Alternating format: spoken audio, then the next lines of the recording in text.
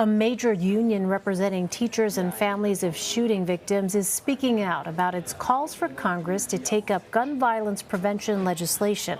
Lawmakers get back to Washington in 2 weeks. Natalie Brand is on Capitol Hill with the latest. Pressure is ramping up on Capitol Hill to address gun violence. The American Federation of Teachers is the latest group to join the call after sending a letter to Congress. What would be your message to both sides of the aisle? Do something. That's my message. The group's president, Randy Weingarten, says public sentiment is behind action after 31 people were killed in mass shootings in El Paso, Texas and Dayton, Ohio earlier this month. I think that weekend really shook people in a way that I hadn't seen since Parkland. Families of gun violence victims told CBS This Morning's Gail King their push is personal. I feel like I have an obligation as a parent to my son. And that's the work that I do to try to stop gun violence. The House Speaker said her chamber will not take no for an answer. We are going to persist relentlessly, constantly, until we get the Senate to say yes. Several Senate offices and the White House tell CBS News that conversations on gun legislation are ongoing. But some Republican senators say the House-passed bill to expand background checks must be modified in order to attract support in the Republican-led Senate.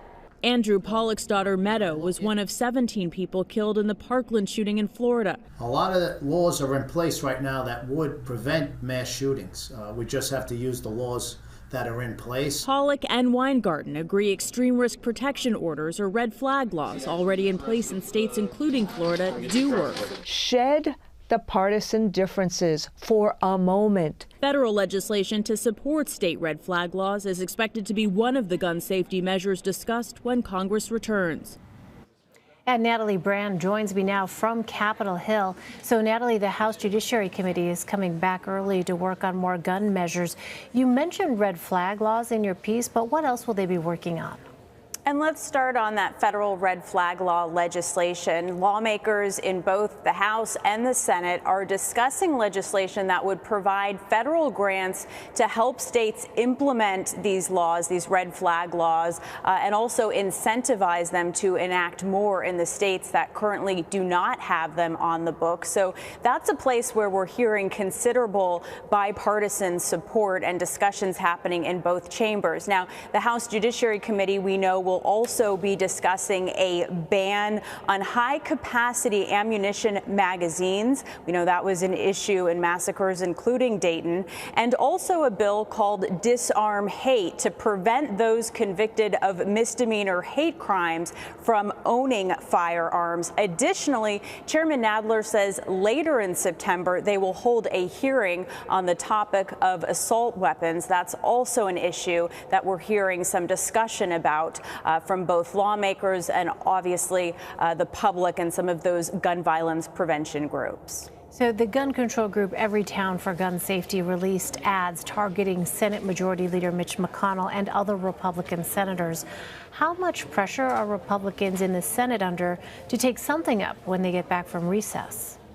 Well, Republicans are certainly facing pressure, but I think that lawmakers on both sides, across both sides of the aisle, are facing increasing pressure to not only heed the concerns by the public, but also get something done legislatively and work together, find common ground. The question becomes, what can pass the Republican-controlled Senate? We know that the background check expansion bill being discussed right now by Toomey and Manchin is modeled after their earlier effort that failed in 2013 in the Senate in the wake of Newtown. So the question becomes, how can that bill be modified, or how can it attract additional Republican support? And there's also acknowledgement that that bill will be more modest than the House-passed bill. And then the question becomes, does that pose a problem for some Senate Democrats? We know that Democratic presidential hopefuls are largely united in calls for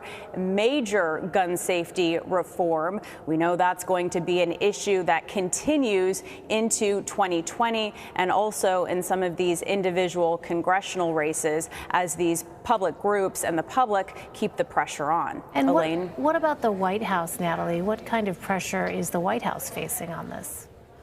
Well, all they will tell us at this point is that talks continue. We've been pressing them on when we might be able to see actual proposals or what kind of proposals they would support. And the word that we're getting is that these staff level conversations continue. We know that the president has used the term meaningful background checks, but again, we haven't received much clarity or details on what exactly that looks like and how they are rallying support in the Republican-controlled Senate to get something over the finish line. All right, Natalie Brand on Capitol Hill for us. Natalie, thank you.